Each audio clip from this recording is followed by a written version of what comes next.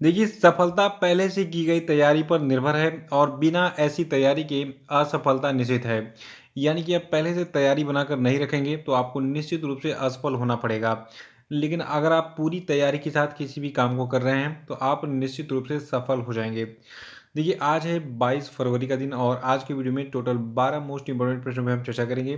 तो चलिए आइए शुरू करते हैं इस वीडियो को। लेकिन इससे पहले बता दूं, देखिए जो लोग नए हैं वो चैनल को सब्सक्राइब जरूर कर लेंगे, साथ में वीडियो को लाइक और शेयर कर देंगे। और देखिए जो बेल आइकन है उसको जरूर प्रेस कर दीजिएगा, इससे आपको आने वाले सभी वीडियो का नोटिफिकेशन मिलता रहेगा। और देखिए एक खास बात और, देखिए मैंने आपको कहा था कि थोड़ा बहुत आर्थिक मदद करते रहिए, तो कल बहुत सारे बच्चों ने फिर से जो है मदद की थी, तो उन सभी को बहुत बहुत धन्यवाद। और ये मेरा यूपीआई नंबर है, ये आपका जो है अकाउंट नंबर दिया गया है। यहाँ पर जो है आप मतलब जो भी आपकी इच्छा हो वहाँ पे जो है आर्थिक मदद कर सकते हैं। तो चलिए शुरू करते हैं आज के वीडियो को। देखिए आज का पहला प्रश्न है कि किस पूर्व आईएएस ऑफिसर को नीति आयोग का चीफ एग्जीक्यूटिव ऑफिसर अपॉइंट किया गया है। तो देखिए ये व्यक्ति आपके हैं BVR सुब्रमण्यम। देखिए जो आपके BVR सुब्रमण्यम है, इन्होंने परमेश्वरन अय्यर का स्थान लिया है इस पद पर। देखिए परमेश्वरन अय्यर को अभी हाल ही में 3 साल की अवधि के लिए विश्व बैंक का कार्यकारी निदेशक अपॉइंट किया गया था। तो देखिए यहाँ पे आपके दो प्रश्न तैयार हो गए। पहला ये कि BVR सुब्रमण्यम जो है ये नीति आयोग के नए चीफ एग्जीक्यूटिव ऑफिसर बन गए हैं, यानी कि CEO बन गए हैं। और इन्होंने इस पद पर किसका स्थान लिया है? परमेश्वरन अय्यर का। और दूसरी नियुक्ति कि परमेश्वरन अय्यर को अभी हाल ही में कहाँ पर विश्व बैंक में जो है विश्व बैंक का कार्यकारी निदेशक अपॉइंट किया गया था 3 सालों के लिए। देखिए नीति आयोग की बात करें तो इसका गठन कब हुआ था? 1 जनवरी 2015 को। और नीति आयोग ने जो है योजना आयोग का स्थान लिया था, यानी कि योजना आयोग के स्थान पर 1 जनवरी 2015 को नीति आयोग को स्थापित किया गया था। और देखिए नीति आयोग का जो अध्यक्ष होता है ये भारत का प्रधानमंत्री होता है, यानी कि वर्तमान में नरेंद्र मोदी जो है नीति आयोग के अध्यक्ष हैं। और नीति आयोग के उपाध्यक्ष की नियुक्ति जो है ये प्रधानमंत्री के द्वारा की जाती है। और अगला कि अंतर्राष्ट्रीय मातृभाषा दिवस प्रतिवर्ष कब मनाया जाता है? तो देखिए हर साल हम 21 फरवरी को मनाते हैं अंतर्राष्ट्रीय मातृभाषा दिवस को। और 2023 का जो अंतर्राष्ट्रीय मातृभाषा दिवस है इसकी थीम है बहुभाषी शिक्षा, शिक्षा को बदलने की आवश्यकता। याद रखिएगा 2023 की थीम क्या है? बहुभाषी शिक्षा, शिक्षा को बदलने की आवश्यकता, यानी कि multilingual education a necessary to transform education.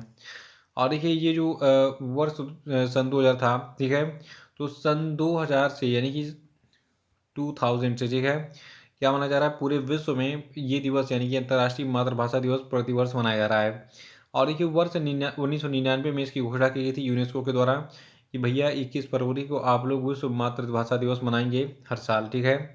और इसकी शुरुआत जो है ये बांग्लादेश की पहल पर की गई थी, यानी कि बांग्लादेश ने सिफारिश की थी कि 21 फरवरी को अंतर्राष्ट्रीय मातृभाषा दिवस मनाया जाए। अगला प्रश्न है कि दादा साहब फाल्के अंतर्राष्ट्रीय फिल्म समारोह 2023 में किस फिल्म को फिल्म ऑफ द ईयर चुना गया? देखिए यहाँ पे दादा साहब फाल्के की पूरी लिस्ट मेरे पास है, सबको मैं बताऊंगा डिटेल में, तो ध्यान से सुनते रहिएगा क्योंकि यहाँ से 1 से 2 प्रश्न निश्चित हैं। देखिए अभी हाल ही में एक फिल्म आई थी RRR, ठीक है, तो RRR फिल्म को जो है फिल्म ऑफ द ईयर चुना गया है दादा साहब फाल्के अंतर्राष्ट्रीय फिल्म समारोह 2023 में।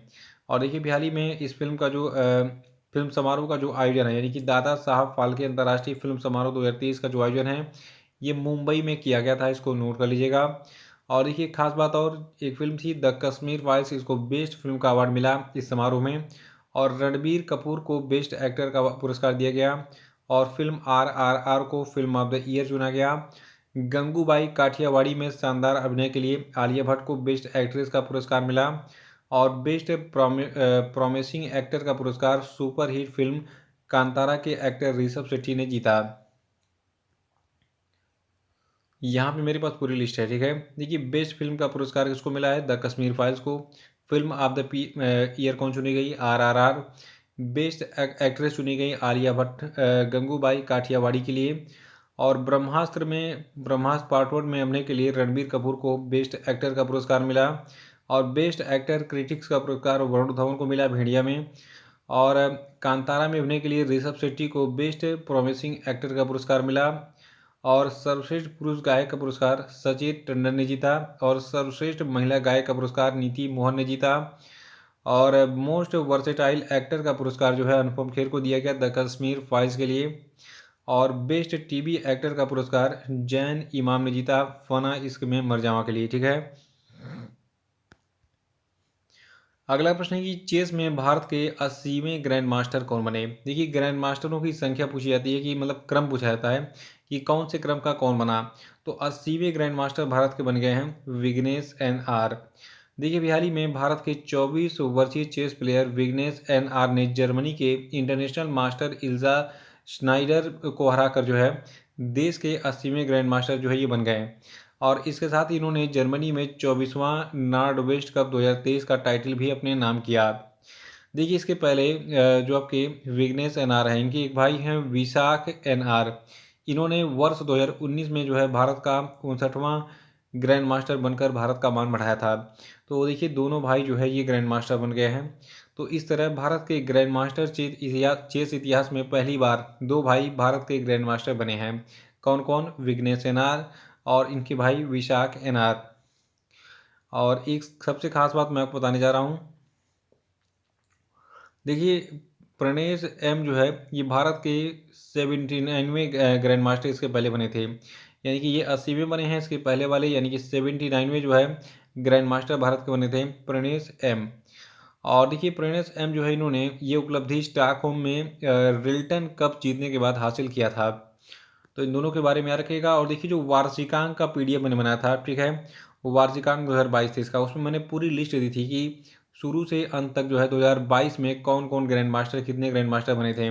तो उस पीडीएफ को आप डाउनलोड कर लीजिएगा। 100 रुपये जो है उसके लिए पे करने पड़ेंगे आपको।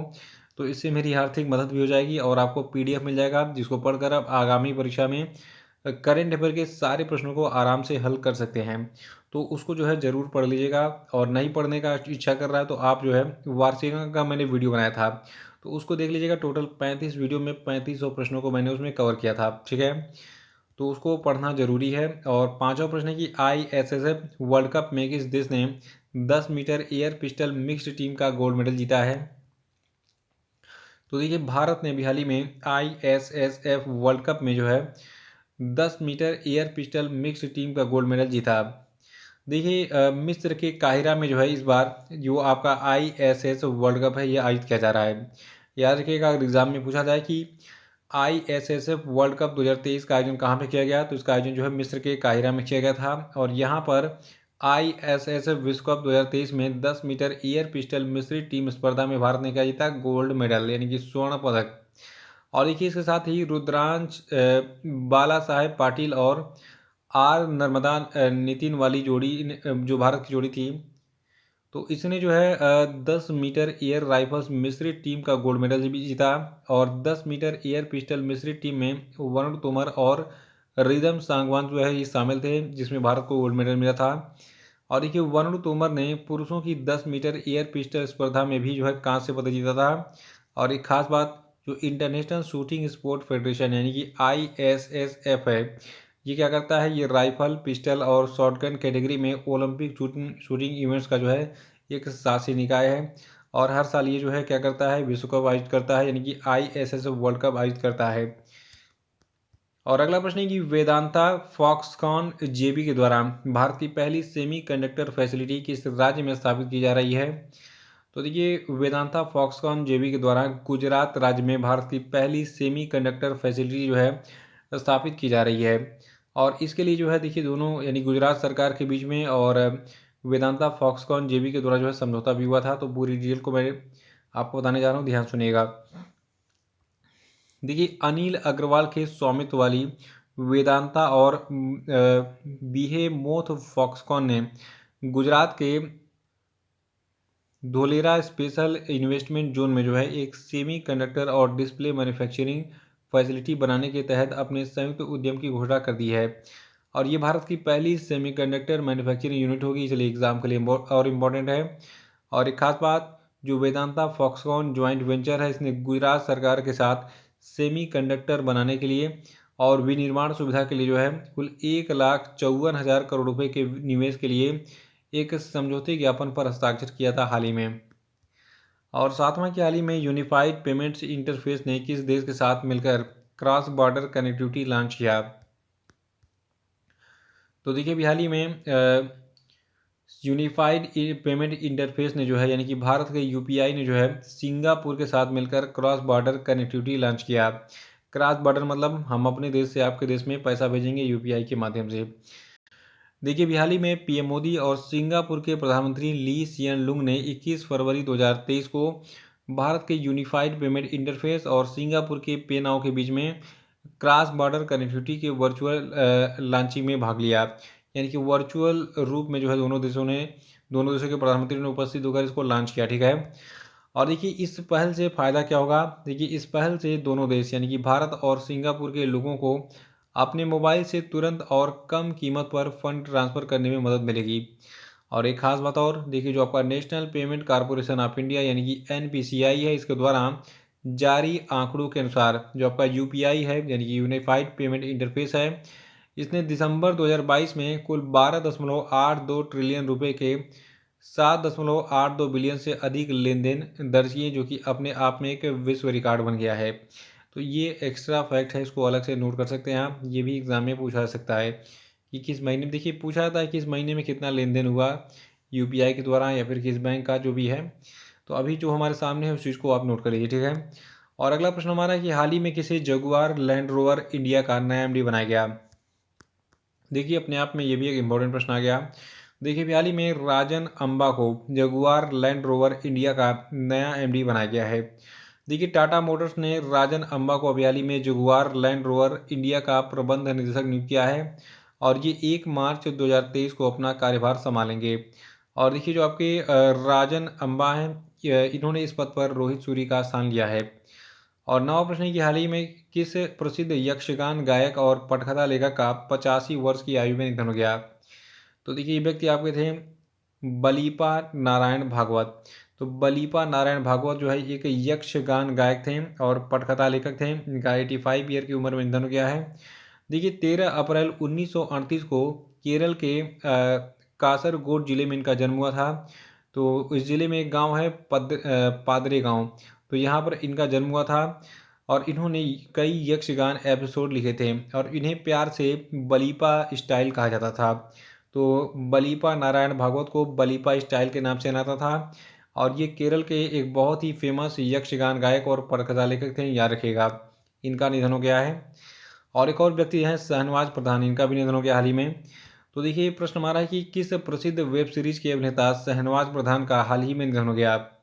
तो देखिए शहनवाज प्रधान जो है इन्होंने मिर्ज़ापुर में अभिनय किया था। इसके पहले भी इन्होंने कई सारे जो है सीरियल्स में अभिनय किया था, लेकिन ये फेमस मिर्ज़ापुर से हुए थे। देखिए 80 के दशक में आपने जो है अपने करियर की इन्होंने शुरुआत की थी दूरदर्शन के शो श्री कृष्ण से।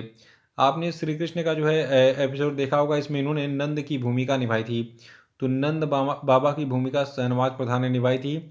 इसके बाद इन्होंने अलिफ लैला और हरी मिर्च लाल मिर्च में मुख्य भूमिका निभाई थी और इन्होंने मिर्ज़ापुर 1 और 2 के अलावा web series family man hostess में काम किया था। देखिए हमारे देश में एक एकता का एक मिसाल है। देखिए ये मुस्लिम होने के बाद भी जो है एक हिंदू कहा जाए तो हिंदू टीवी सीरियल के में जो है एक कैरेक्टर की इन्होंने भूमिका निभाई थी, तो बहुत अच्छी बात है।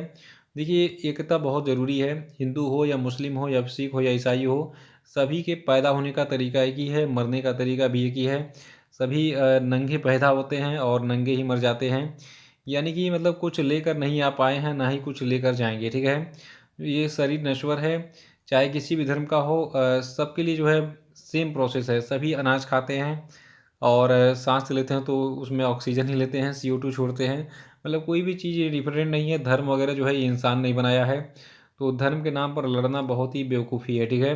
तो सभी लोगों को मिलकर रहना चाहिए, यूनिटी बहुत ही ज़रूरी है, मानवता होनी चाहिए इंसान के बीच में। तो शहनवाज प्रधान जो है याद रखिएगा, ये प्रसिद्ध वेब सीरीज मिर्ज़ापुर में इन्होंने अभिनय किया था और इनका हाल ही में निधन हो गया है। 11वां कि हाल ही में विदेश मंत्री एस जयशंकर ने किस देश में सरदार वल्लभ भाई पटेल की आवक्ष प्रतिमा का अनावरण किया। तो देखिए जो भारत के विदेश मंत्री एस जयशंकर हैं, इन्होंने जो है अभी हाल ही में फिजी में जो है सरदार वल्लभ भाई पटेल की आवक्ष प्रतिमा का अनावरण किया है। देखिए जो भारत के विदेश मंत्री एस जयशंकर हैं, इन्होंने फिजी के सुआ में इंडिया हाउस में जो है दो बार हो गया है। तो इंडिया हाउस में इन्होंने सरदार वल्लभ भाई पटेल की एक प्रतिमा का अभी हाल ही में अनावरण किया था। और एक खास बात आपको और याद रखना है, एग्जाम में पूछा जाएगा कि जो भारत के विदेश मंत्री हैं, यह 15 से 17 फरवरी तक किस देश की आधिकारिक यात्रा पर थे। तो देखिए, भारत के विदेश मंत्री एस जयशंकर 15 से 17 फरवरी तक ये जो है फिजी की आधिकारिक यात्रा पर थे। देखिए, भारत का कोई भी नेता कहीं किसी भी देश की यात्रा पर होता है तो वो एग्जाम के लिए इम्पोर्टेंट होता है। खास तौर से भारत के विदेश मंत्री, भारत के राष्ट्रपति, भारत के प्रधानमंत्री, इन तीनों की यात्राएं जो है एग्जाम में पूछी जाती हैं, चाहे छोटे से छोटा एग्जाम हो या फिर बड़ा एग्जाम हो, सभी में। और हमारा 12वां प्रश्न है कि हर साल की तिथि को संयुक्त राष्ट्र महासभा ने वैश्विक पर्यटन लचीलापन दिवस मनाने की घोषणा की है। तो देखिए, इस साल पहली बार जो है 17 फरवरी 2023 को वैश्विक पर्यटन लचीलापन दिवस मनाया जा रहा है। मनाया जा क्या रहा है, जा चुका है, ठीक है। देखिए, संयुक्त राष्ट्र महासभा ने पर्यटन की स्थिरता को भविष्य में प्रमाणित करने के प्रयास में 17 फरवरी 2023 को पहली बार वैश्विक पर्यटन लचीलापन दिवस घोषित करने के लिए जमैका के एक प्रस्ताव को अपनाया था। यानी कि जमैका नाम का एक देश है, इसने कहा कि भैया 17 फरवरी को वैश्विक पर्यटन लचीलापन दिवस मनाया जाए। तो संयुक्त राष्ट्र महासभा ने कहा चलो ठीक है, हम मनाते हैं, और लगभग 90 देशों का समर्थन भी मिला इस दिवस को मनाने के लिए। तो इसी के साथ आज का ये वीडियो समाप्त होता है। और जो चीज़ मैंने आपको कही थी, ये काम आप करते रहिए ताकि हमारा ये यूट्यूब चैनल चलता रहे और लोगों का भला होता रहे। जय हिंद।